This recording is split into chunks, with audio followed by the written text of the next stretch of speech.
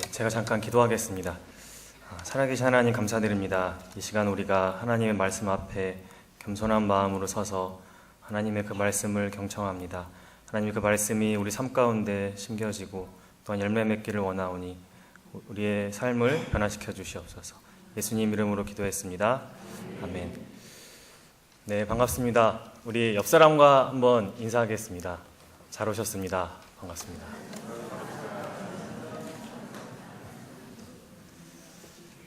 네, 오늘 설교는요, 형제 사랑에 대한 요한의 가르침에 대해서 말씀을 나누려고 합니다.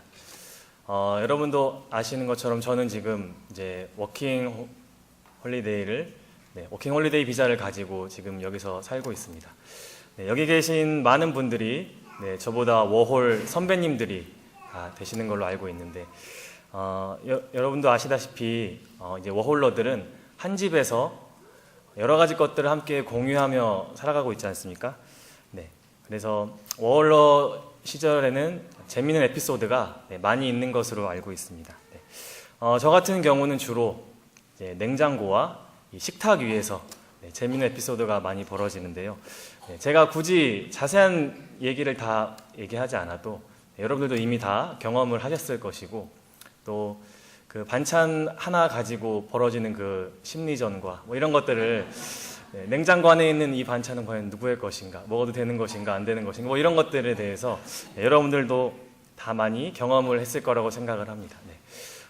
이제 한 집에 20년 넘게 다르게 살아왔던 여러 사람들과 갑자기 모여서 살게 되다 보니까 참 어려운 점도 있고 좋은 점도 많이 있는 것 같습니다. 그럴 때마다 제 마음속 한켠에 드는 생각은 참 내 안에 사랑이 부족하구나.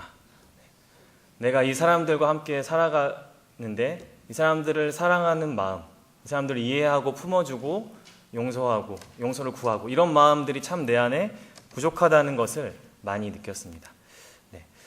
사랑하는 여러분, 우리가 누군가를 미워할 때 혹은 사랑하지 못할 때 여러 가지 핑계를 댈 수가 있습니다. 그렇죠? 하나님 앞에서도 하나님, 제가 저 사람을 사랑할 수 없는 이유는 이러이러한 이유가 있기 때문입니다. 저 사람은 저만 사랑하지 못하는 게 아니라 다른 사람도 다 사랑하지 못하는 그런 사람입니다. 그런 여러 가지 타당한 이유들로 하나님 앞에 얘기하는 경우가 많죠. 그러나 그거는 이제 우리 생각이고, 하나님께서는 과연 어떻게 생각하실까요? 저희 12절을 같이 함께 읽어보겠습니다. 시작. 하지 말라. 그는 악한 자에게 속하여 그 아우를 죽였으니 어떤 이유로 죽였느냐? 자기의 행위는 악하고 그 아우의 행위는 의로움이라. 이 요한은 가인이 아벨을 살인한 이유에 대해서 뭐라고 얘기하고 있습니까? 창세기에 보면요, 하나님이 아벨과 그의 제물은 받으셨지만 가인과 그의 제물은 받지 않으셨다, 이렇게 얘기하고 있죠. 가인의 입장에서는 충분히 화가 날 수 있는 그런 상황입니다. 그러나 이것이 이유가 될 수 있을까요? 요한은 이렇게 얘기합니다. 어떤 이유로 그를 죽였느냐? 자기의 행위는 악하고 라고 얘기하고 있습니다. 하나님이 제물을 받지 않으신 것이 이유가 될 수 없다는 얘기죠. 그가 악하기 때문에 살인한 것이다 라고 말할 뿐입니다. 가인은 그가 살인한 행동을 통해서 자기의 악함이 증명된 것이죠. 우리도 마찬가지입니다. 우리가 다른 사람을 욕하고 미워하고 돕지 않는 것은 그 사람이 욕을 먹을 만하고 그 사람이 미움받을 이유가 타당하기 때문이 아닙니다. 또 현재 내가 도울 만한 사정이 부족하기 때문에, 내가 도울 만한 여유가 없고 상황이 이러저러하기 때문에 우리가 그 사람을 도울 수 없는 것이 아니라는 것입니다. 요한의 논리에 의하면 그것은 다른 이유 때문이 아니라 우리가 악하기 때문입니다. 우리가 악하기 때문에 형제를 사랑하지 못하는 것이고, 우리가 악하기 때문에 형제를 미워하는 것입니다. 남을 미워하는 그 행동을 통해서 나의 악함이 드러났을 뿐이죠. 저 역시 바쁘다는 것을 핑계로 다른 사람들의 부탁을 거절할 때가 많이 있습니다. 지금 그 사람을 돕는 것보다 더 중요한 일을 해야 됩니다. 속으로는 이렇게 스스로를 위로하지만 하나님 보시기에 저는 그저 악하기 때문에 형제의 도움을 거절한 사람일 뿐입니다. 사랑하는 성도 여러분, 우리의 열매를 통해서 우리가 어떤 사람인지 드러나게 될 것입니다. 네, 우리 13절 같이 한번 읽겠습니다. 시작.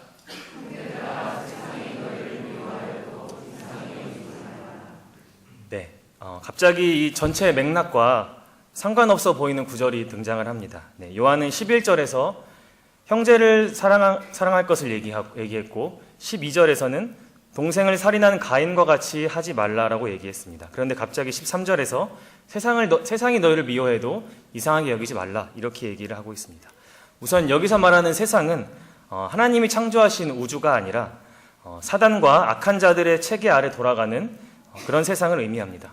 5장 19절에 요한은 우리는 하나님께 속하고 온 세상은 악한 자에게 처한 것이라고 얘기하고 있습니다. 여기서 말하는 세상은 바로 그런 세상이죠.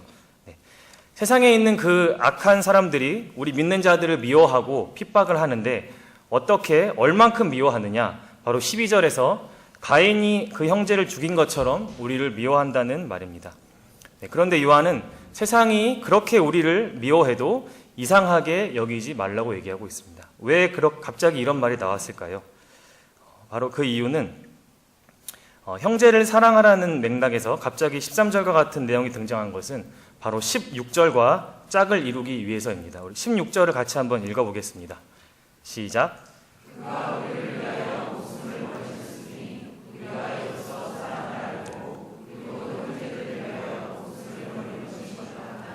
네, 여기서 그가 누구이시겠습니까? 네, 예수 그리스도이십니다. 예수님께서 우리를 위해서 목숨을 버리셨습니다. 이 16절은 13절과 반대의 개념으로 짝을 이루고 있는 것입니다. 즉 요한은 지금 세상은 가인과 같이 우리를 미워하나 그리스도는 우리를 위하여 목숨을 버리시기까지 사랑하셨다는 말을 하고 있는 것입니다. 네, 사랑하는 성도 여러분, 바로 여기에 우리가 다른 사람을 사랑해야 할 당위성이 존재합니다. 우리가 왜 형제를 사랑해야 합니까? 네, 그리스도께서 우리를 위해 목숨을 버리시기까지 사랑하셨기 때문입니다. 네, 우리는 형제 사랑에 대해서 너무나 막연한 그림을 그리고 있습니다. 내가 사랑할 수 있는 범위 내에서 내가 사랑하고 싶은 만큼만 사랑하면 되는 것 아닌가. 네, 그러나 하나님이 예수 그리스도를 통해서 우리에게 주신 그 사랑이 어떤 사랑인지 알게 된다면 우리도 어떠한 사랑을 해야 하는지에 대한 답이 나옵니다. 바울은 에베소서에서 하나님과 우리 사이가 원수된 사이였다고 얘기하고 있습니다. 즉 그리스도는 하나님과 원수된 우리를 위해서 목숨을 버리신 것입니다. 하나님이 우리를 이렇게 사랑하셨습니다. 우리는 예수 그리스도를 믿음으로 그 하나님의 사랑을 알게 되었고 하나님의 자녀가 되었고 원수였던 하나님과 화평을 누리게 되었습니다. 그리고 예수 그리스도로 인해 새로워진 우리는 새 계명을 받게 되었죠. 그 새 계명이 뭐냐면 요한복음 13장 34절에 나와 있는 새 계명을 너희에게 주노니 너희도 서로 사랑하라. 내가 너희를 사랑한 것 같이 너희도 서로 사랑하라는 바로 그 새 계명입니다. 우리가 그리고 이 새 계명이 우리에게 주어질 때 막연하게 주어지는 것이 아니라 16절에서 말하는 것처럼 형제를 위해 목숨을 버리기까지 사랑하라고 지금 요한이 말하고 있는 것입니다. 왜요? 우리가 그러한 사랑을 먼저 받았기 때문에. 네, 요한은 이 형제를 위해 목숨 버리기까지 사랑해야 한다고 말하고서 17절에 가서 실제적인 형제 사랑의 방법에 대해서 얘기하고 있습니다. 우리 함께 17절을 읽어보겠습니다. 시작.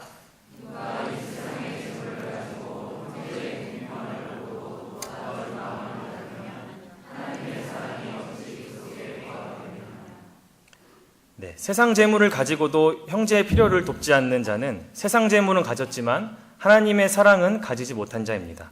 그리고 이런 자는 14절, 15절에서 말하는 것처럼 형제를 미워하며 사랑하지 않는 자입니다. 또한 사망에 머물러 있는 자이며 영생이 그 안에 거하고 있지 않는 자입니다. 그렇다면 왜 요한은 형제를 위해 목숨을 버리기까지 사랑하라고 한 다음에 돈에 대한 얘기를 꺼낸 것일까요? 그것은 바로 돈이 우리의 관심이 어디에 있는지 밝혀주는 중요한 시금석이기 때문입니다. 예를 들어서 제가 번 돈을 맛있는 음식을 사 먹는데 많이 쓴다면 저의 관심은 어디에 있는 것입니까? 네, 음식에 있는 것이죠. 아니면 제가 좋은 옷들을 많이 산다면 어디에 관심이 있는 것이죠? 네, 저를 잘 꾸미는 데 관심이 있는 것이죠. 네, 마찬가지로 내가 가진 돈을 자식들에게 많이 쓴다면 현재 내 관심은 자식들에게 많이 가 있는 것이죠. 마찬가지로 반대로 우리가 가진 돈을 구제나 선교 이런 데 쓴다면 우리의 관심은 다른 사람을 위해 사랑하고 돈을 쓰는 것에 있다는 증거가 되는 것입니다. 네, 예수님께서도 이처럼 돈의 성질에 대해서 잘 알고 계셨기 때문에 보물을 땅에 쌓지 말고 하늘에 쌓아두라고 말씀하신 것입니다. 네, 재물이 있는 곳에 우리의 마음도 있기 때문입니다. 따라서 우리는 우리 안에 있는 하나님의 사랑을 온전하게 나타내기 위해서 우리가 가진 재물로 남을 도와야 합니다. 우리의 마음이 하나님께 있다는 것을 증명하기 위해서 우리는 남에게 돈을 써야 한다는 것입니다. 네. 만약에 그렇다면은 우리가 가진 돈으로 형제를 위해서 쓰지 않는다면 어떻게 될까요? 네. 결국 말씀이 얘기하는 것처럼 형제를 위해 목숨을 버리는 사랑에는 근처에도 가보지 못하게 될 것입니다.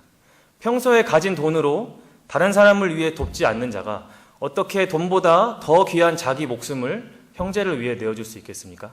당연히 말도 안 되는 것이죠. 하지만 반대로 우리가 가진 돈으로 남을 위해 쓰게 된다면 어떤 일이 일어날까요? 네, 그 돈으로 인해서 생명이 살아나고 복음이 들어갈 수 있는 계기가 생기게 될 것입니다. 네. 이어서 요한은 18절과 같이 말하면서 행함과 진실함으로 사랑할 것을 말하고 있습니다. 네, 18절은 보시면요 11절과 짝을 이루고 있는데요, 이는 11절에서 말한 대로 형제를 사랑하되 참 사랑, 즉 행함이 있는 구체적인 사랑을 하라는 것을 의미합니다. 네. 사랑하는 성도 여러분, 제가 이 앞에서 이렇게 서로를 사랑하자고 얘기하고 있지만 저 역시 다른 사람들을 사랑하기가 버거울 때가 많이 있습니다. 네. 예수님께서 우리에게 주신 그 새 계명이 너무나 무거운 것이죠. 네. 그럴 때 우리는 어떻게 해야 될까요? 네. 그럴 때 우리는 내 안에 남을 사랑할 수 있을 만큼의 사랑이 없다는 것을 고백해야 합니다. 네. 하나님 앞에 나아가서 솔직하게 이야기해야 되죠. 네. 하나님, 제 안에 다른 사람을 사랑할 만한 사랑이 없습니다. 네. 제 안에 하나님께서 나를 얼마큼 사랑하셨는지 깨닫는 그런 깨달음이 필요합니다. 네. 하나님 앞에서 울어야죠. 내 안에 사랑 없음으로 인해서. 네. 그리고 우리는 다시 그 예수 그리스도의 십자가 앞으로 돌아가야 합니다. 네. 예수 그리스도 십자가 앞으로 돌아가서 정말 넘치는 그 샘물 같은 하나님의 사랑을 다시 길러와야죠. 왜냐하면 내 안에 그리스도로 인해 채워진 사랑이 이만큼도 없는데 계속 다른 사람을 사랑하려고 사랑을 퍼내면은 내 안에 상처만 생기는 것이죠. 내 안에 먼저 그리스도께서 나를 위해 어떻게 사랑하셨는가, 죽기까지 나를 사랑하셨다는 그 사랑이 풍성이 있어야 그 사랑으로 남도 사랑할 수 있는 것입니다. 그렇기 때문에 내 안에 다른 사람을 사랑할 수 있는 힘이 없을 때 우리는 억지로 사랑을 계속해서 하려고 하는 것이 아니라 다시 그 사랑이 시작된 그리스도의 십자가 앞으로 나아가야 하는 것입니다. 그 앞에 가서 솔직하게, 하나님, 저는 저 사람을 사랑할 용기가 없습니다. 저는 저 사람을 사랑하고 싶지 않습니다. 솔직하게 이야기하고, 그렇지만 그리스도께서 나를 사랑하신 것처럼 나도 저 사람을 사랑하기를 원합니다. 내 안에 그 사랑을 부어주시옵소서. 여기서부터 우리가 다른 사람을 사랑할 수 있는 사랑이 시작되는 것입니다. 스크류테이프의 편지에 이런 내용이 있습니다. 우리의 대의가 가장 큰 위험에 처할 때는 한 인간이 우리의 원수의 뜻을 행할 의욕이 없는 중에도 의지를 보이며 그의 흔적이 다 사라져 보이는데도 우주를 올려다보며 그에게 왜 자기를 버렸는지 따지면서도 여전히 순종할 때이다. 여기서 우리는 사탄입니다. 그리고 원수는 하나님입니다. 다시 제가 읽어드리겠습니다. 사탄의 대의가 가장 큰 위험에 처할 때는 한 인간이 우리 하나님의 뜻을 행할 의욕이 없는 중에도 의지를 보이며 하나님의 흔적이 다 사라져 보이는데도 우주를 올려다보며 그에게 왜 자기를 버렸는지 따지면서도 여전히 순종할 때이다. 즉, 이 말을 우리에게 적용하면 우리 안에 남을 사랑할 힘이 없지만 우리가 다시 말씀을 의지해서 사랑할 용기를 내는 것을 사단이 두려워한다는 것입니다. 그때 사단의 대의가 흔들린다는 것입니다. 사랑하는 성도 여러분, 어둠을 탓하지 마시기 바랍니다. 어둠을 탓하는 것은 성도의 역할이 아닌 세상의 역할입니다. 어둠을 탓하지 마시고 빛을 비추시기 바랍니다. 그것이 요한이 요한복음과 요한일서에서 얘기하는 것입니다. 어둠을 탓하지 말고 빛을 비춰라. 그것이 우리가 성도로서 해야 할 역할인 것입니다. 네, 말씀을 마치고 제가 기도하겠습니다.